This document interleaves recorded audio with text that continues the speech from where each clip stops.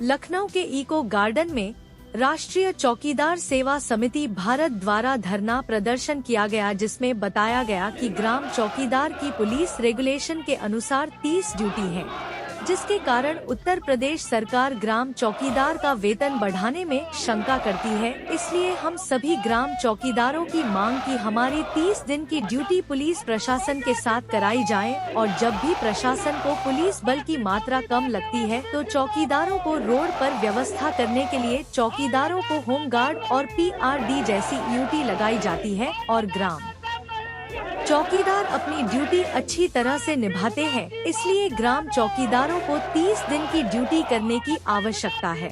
Madam देखिए, हमारी 3 प्रमुख मांग हैं, जो कि हमारा चौकीदार लगातार कई सालों से सरकार के चंगुल में फंसा हुआ है, गुमराह होता जा रहा है।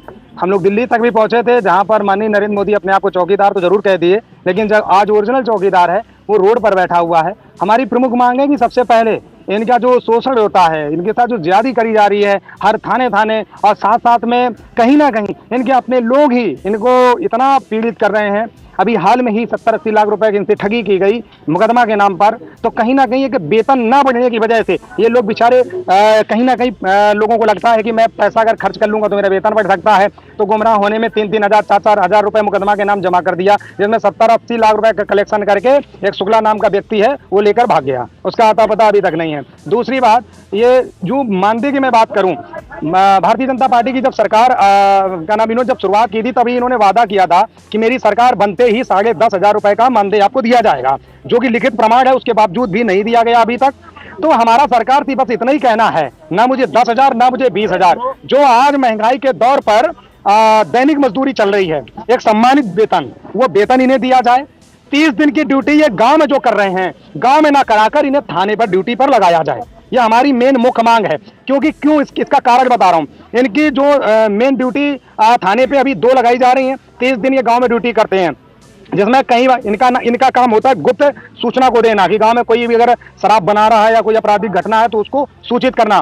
लेकिन होता उल्टा है, जब ये लोग सूचित करते हैं तो कहीं ना कहीं अधिकारियों की वजह से नाम खोल दिया जाता है, तो इनके मर्डर तक हो गए हैं, कई चौकीदार मार दिए गए हैं। तो हम लोग चाहते हैं कि 30 दिन की ड्यूटी इनसे थाने स्तर पर कराई जाए और थाने पर जो ये शोषण करवा रहे हैं, नाली नाला से लेकर के आपको लाशें तक इन्हें बटोरना पड़ता है। यदि ट्रेन से कोई लाश कट जाती है तो इन्हें बीन बटोर के रखना पड़ता है। बताइए, जो कार्य कहीं ना कहीं एक सफाई कर्मी का है वो कार्य चौकीदार कर रहे हैं। और हम चलो मानते हैं कि काम कोई छोटा बड़ा नहीं होता है। माननीय मोदी जी हमारे देश के प्रधानमंत्री हैं, वो स्वच्छ भारत अभियान चलाते हैं, हम भी उनका सहयोग करना चाहते हैं। परंतु आज की महंगाई के दौर पे अगर सफाई कर्मी बनाना इनको चाहते हो तो सफाई कर्मी जैसा वेतन तो दो, वो नहीं मिल रहा। वही मांगों को लेकर के हमने संख्या की बात करूं तो कितने लगभग संख्या होगी?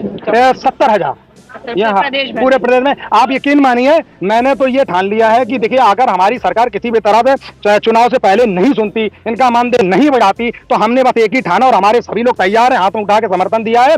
हमारे लोगों के पास 35 लाख का वोट है, जो कि हम वोट काटने को तैयार है। वर्तमान समय में 2500 रुपए में 1 महीने ये गुलामी कर रहे हैं, अगर खुली भाषा में बोलूं तो। मात्र 2500 रुपए, 2500। और अब की बार यही विरोध है, अगर सरकार ने हमारा अगर वेतन बढ़ा दिया तो मैं दोबारा से माननीय योगी आदित्यनाथ को फिर से बैठाऊंगा, पताका लहराऊंगा। लेकिन अगर नहीं बढ़ाया तो हमारे जितने भी लोग हैं, 35 लाख वोट किसी भी पार्टी को नहीं दूंगा, क्योंकि कोई भी पार्टी हमारे साथ नहीं है, तो मेरी पार्टी कोई भी किसी काम की नहीं है।